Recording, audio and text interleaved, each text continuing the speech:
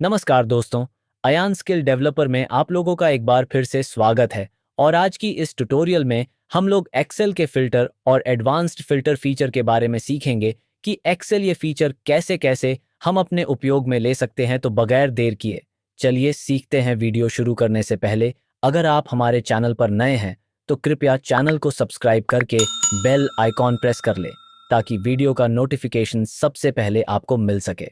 Hello friends, आज हम लोग एक्सेल के फ़िल्टर फंक्शंस के बारे में जानेंगे कि फ़िल्टर कैसे काम करता है। और आज हम लोग बेसिक फ़िल्टर और एडवांस फ़िल्टर दोनों को यूज़ करके बताएंगे कि ये काम कैसे करता है और कैसे कैसे यूज किया जाता है। तो बगैर देर किए हुए चलिए चलते हैं, वीडियो स्टार्ट करते हैं।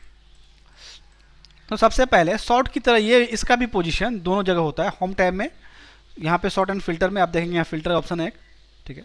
और डेटा टैब में यहाँ पे भी देखेंगे फ़िल्टर है, और यहाँ पे देखो एक एडवांस फीचर भी है। तो हम ये फ़िल्टर को और इस फिल्टर को भी समझेंगे। तो ये दोनों तरह से काम कर सकते हैं, यहाँ से भी कर सकते हैं, यहाँ से भी कर सकते हैं। जैसे मैंने यहाँ आया और फिल्टर पे क्लिक किया तो जो डेटा हमारा था यहाँ पे देखेंगे एक ड्रॉप डाउन बॉक्स क्रिएट हो गया।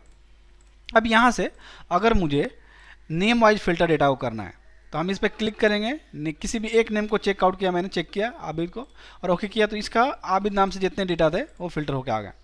इसी तरह अगर मुझे दूसरे नाम को फिल्टर करना है तो उसको चेक करेंगे तो वो आ गया।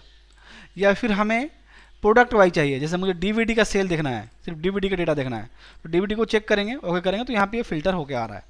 तो इसी तरह डीवीडी के बारे में देख लिया। जैसे मैंने यहाँ क्वांटिटी चाहते हैं, 3 क्वांटिटी का सिर्फ डेटा देखना चाहते हैं डीवीडी में, तो एक ही डेटा है इसमें, ठीक है।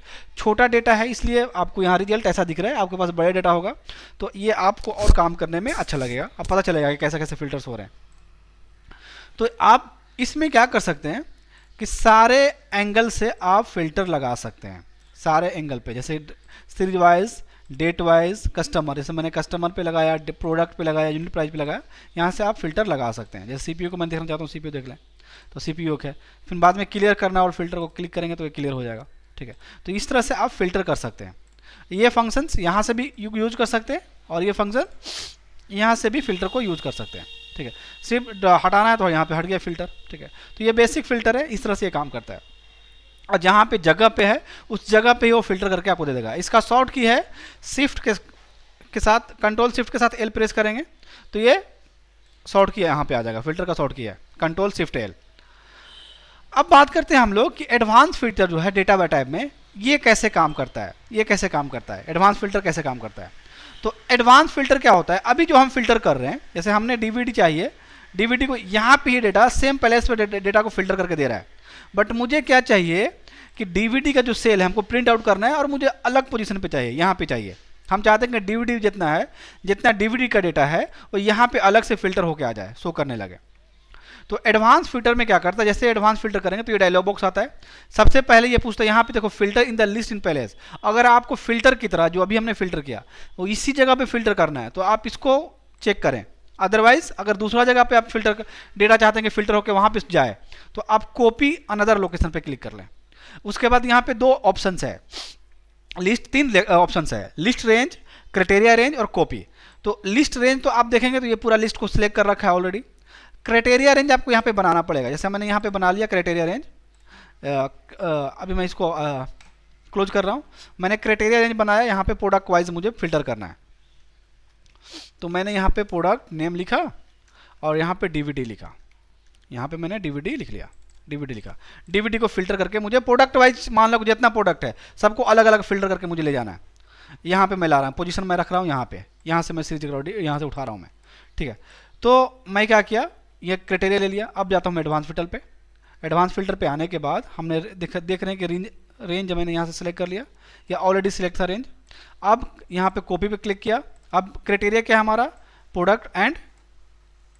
Product name and DVD.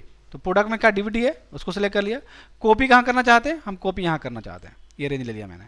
Unique value record करना चाहते हैं या डुप्लीकेट, तो डुप्लीकेट रहने तो इसको हम अभी चेक नहीं कर रहे हैं। यूनिक वैल्यू अगर आपको करना हो तो इस पर क्लिक कर लेना और ओके प्रेस कर रहा हूँ। तो आप यहाँ देखेंगे कि डीवीडी का सारा सेल यहाँ पे मुझे कॉपी करके ये दे दिया, फिल्टर भी किया और कॉपी भी करके यहाँ पे मुझे ला दिया। इसी तरह अगर मुझे सीडी को फिल्टर करना है तो हम क्या करेंगे, यहाँ पे प्रोडक्ट नेम में सीडी लिख लेंगे, ठीक है। या यहाँ से मुझे फिर सीडी का डाटा लाना है तो प्रोडक्ट नेम में हमने सिटी लिख लिया, सिटी यहाँ डाला, एडवांस फिल्टर पे गए। देखो डेटा रेंज मेरा सिलेक्ट है, क्राइटेरिया रेंज भी हम यहाँ से सिलेक्ट कर लेते हैं, सिलेक्ट कर लिया मैंने, ले लिया, सॉरी ले लिया। अब कॉपी मुझे क्या करना है, यहाँ पे कॉपी मुझे करना है, यहाँ पे कॉपी किया, ओके। तो आप देखेंगे यहाँ पे CD आ गया। तो पार्ट बाय पार्ट फिल्टर करके दूसरा जगह कॉपी डेटा को करना चाहते हैं तो आप एडवांस फिल्टर का यूज करके आप कर सकते हैं। और ये बहुत ही काम आने वाला फंक्शंस है और बहुत आप कहीं भी आप काम करेंगे तो ये बहुत अच्छा काम आएगा। तो ये फंक्शन को भी आप यूज कर सकते हैं फिल्टर के लिए।